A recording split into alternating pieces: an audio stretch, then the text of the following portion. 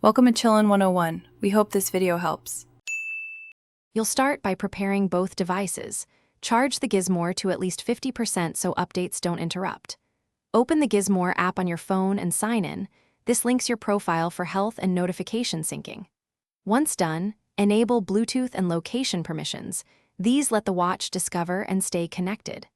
Tap Add Device in the app, select your model, and follow the on-screen code match. This ensures you pair the correct unit and prevents cross-pairing with nearby watches. After pairing, you'll configure core settings so the watch behaves predictably. In the app, set time zone and language.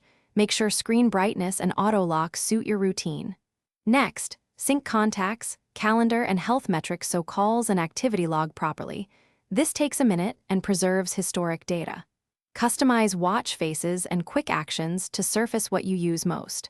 Finally, enable Do Not Disturb schedules and notification filters so you only get alerts that matter. To finish, check for firmware updates in the app and install them. Updates fix bugs and add features, so don't skip it. Restart the watch once the update completes, then test core functions. Make a call, receive a notification, verify heart rate and GPS tracking.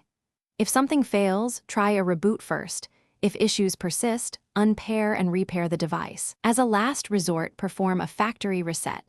This clears corrupted settings, but restores reliable operation in most cases. Thanks for watching.